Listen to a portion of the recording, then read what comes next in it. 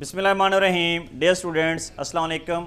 आज का जो हमारा टॉपिक है 9th केमिस्ट्री का चैप्टर नंबर 3 का सेकंड लेक्चर है। इससे पहले हम डोब्राइनर ट्राइड्स के बारे में पढ़ चुके हैं एलिमेंट्स की क्लासिफिकेशन के हवाले से। तो आज जो है उसके बाद जब डोब्राइनर ट्राइड्स ने ट्राइड्स बनाए वो तमाम एलिमेंट्स के ऊपर फिट ना आ सके, इसलिए उसकी वो जो नज़रिया था या उसका जो आइडिया था उसको ज़्यादा एक्सेप्टेंस नहीं मिली, वो रिजेक्ट हो गया। फिर एक और साइंटिस्ट आए मिस्टर न्यूलैंड इन 1868 में। ये ब्रिटिश केमिस्ट थे, ब्रिटिश से मुराद यानी बरतानिया के रहने वाले थे।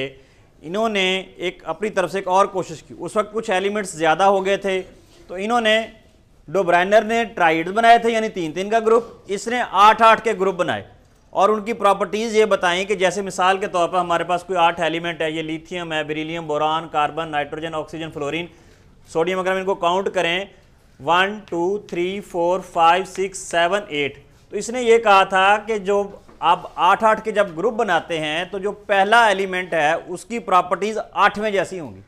अगर देखें ये पहला सपोज हमारे पास लिथियम है, जब हम काउंट करते करते यहाँ पहुँचते हैं 7 8, तो अब जो प्रॉपर्टीज़ लिथियम की होंगी वही सोडियम की। मिसाल के तौर पर अगर लिथियम के वैलेंस शेल में 1 इलेक्ट्रॉन आता है तो अल्टीमेटली सोडियम के आखिरी शेल में भी 1 इलेक्ट्रॉन आएगा, तो दोनों जो है एक ही ग्रुप में आएंगे। इस तरह के उन्होंने ग्रुप बनाए थे। इसको चूंकि 8 का ग्रुप था, ग्रुप ऑफ 8 था, तो इसको ऑक्टेव्स का नाम दिया गया। ऑक्टेव का मतलब होता है 8।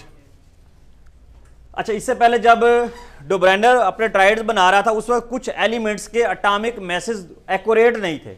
बाद में एक साइंटिस्ट आए मिस्टर कैनिज़ेरो 1860 में। इन्होंने क्या किया, बहुत सारे एटॉमिक मैसेज का जो एटॉमिक मैसेज रॉन्ग थे, जो उस वक्त करेक्ट नहीं थे, जो एक्यूरेट नहीं थे, उनको दोबारा से एक्यूरेट किया, सेट किया।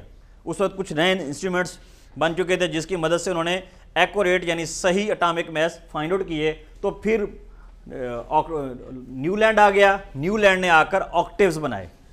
इन 1864 British chemist Newland put forward his observation in the form of law of octaves. उसने अपनी जो ऑब्जर्वेशन थी उसको किस फॉर्म में पेश किया? लॉ ऑफ ऑक्टिव्स की मदद। ही नोटेड दैट, अब यहां से उसका वो ऑब्जर्वेशन उसकी स्टार्ट हो रही है। उसने ये नोट किया that there was a repetition in chemical properties, कि केमिकल प्रॉपर्टीज में एक रेपिटेशन आती है यानी रिपीट होते हैं, बार बार वो प्रॉपर्टी रिपीट होती है ऑफ एवरी 8th एलिमेंट, हर 8वें एलिमेंट की, if they were arranged in their increasing atomic message. अगर एलिमेंट्स को उनके इंक्रीजिंग यानी बढ़ते हुए एटॉमिक मैस के लिहाज से तरतीब दिया जाए तो हर 8वें एलिमेंट की केमिकल प्रॉपर्टीज फर्स्ट वन से मिलती हैं। 8 का उसने तरतीब दे ली। किस इंक्रीजिंग एटॉमिक मैस क्या होता है? मिसाल के तौर पर अगर एक एटम है उसका एटॉमिक मैस एक एलिमेंट का 9 है तो अगले का क्या होना चाहिए? 10, उसका 11 12 एंड सो ऑन। इंक्रीजिंग यानी जैसे जैसे बढ़ता जाएगा जिसका वेट उसको आगे उसकी तरतीब में रखते जाएंगे। अब ये वाले जो साइंटिस्ट थे मिस्टर जो न्यूलैंड थे, ये म्यूज़िक के भी बड़े दिलदादा थे। तो इन्होंने अपने इस जो रेपिटेशन है इसको म्यूज़िकल नोट से भी रिलेट किया। इंक्रीजिंग एटॉमिक मैसेज ही कंपेयर्ड, उसने इसको कंपेयर किया इट विद म्यूज़िकल नोट्स।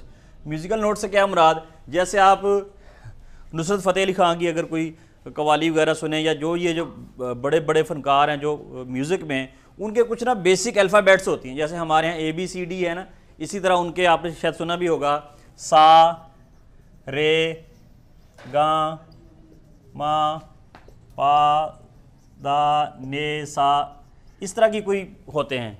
तो वो आपने देखा होगा बड़ी स्पीड के साथ सारे गामा पादा ने सा, सारे गामा पादा ने सा, इस तरह वो बार बार एक्सल में वो रिपीट हो रहा होता है। अगर इसमें देखें सा रे गामा पादा ने सा के बाद आके फिर वो सा पे आ जाते हैं, यानी जो साउंड की फ्रीक्वेंसी सा पे थी वही इस पे आ जाती है। तो वो बार बार उसको रिपीट करते हैं, सारे गामा पादा ने सा। वो बिल्कुल उसने कहा कि इसी तरह जो है lithium, beryllium, boron, carbon, nitrogen, oxygen, fluorine और सोडियम, जो क्वालिटीज़ जो केमिकल प्रॉपर्टीज़ लिथियम की होंगी वही किसकी होंगी? सोडियम की। इस तरह हर 8वें की एलिमेंट की उसके साथ रिपीट हो रही थी। इसको उसने रेपिटेशन का। इसको ज़रा दोबारा देख लीजिएगा, अगर पेपर में है तो आपने क्या लिखना है वो आपका यहाँ से स्टार्ट हो रहा है। He noted that there was a repetition, कि रिपीट हो रही थी किसमें? Chemical properties of every 8th element if they were arranged in their increasing atomic mass. अगर इंक्रीजिंग एटॉमिक मैस के लिहाज से उनको तरतीब दिया जाए तो उनकी प्रॉपर्टीज क्या होती थी? रिपीट होती थी हर 8वें एलिमेंट पे। अच्छा, ये भी ज़्यादा देर नहीं चल सका, इसके अंदर भी प्रॉब्लम आ गया, ये भी फेल हो गया। दूसरे लफ्ज़ों में उसका ये वाला जो थ्योरी थी वो ज़्यादा उसको भी एक्सेप्टेंस ना मिली। रीज़न समटाइम ये भी लहदा से एक शॉर्ट क्वेश्चन पूछा जा सकता है पेपर में, write the causes of failure of the Newlands octaves. His work could not get much recognition as no space was left for the undiscovered elements.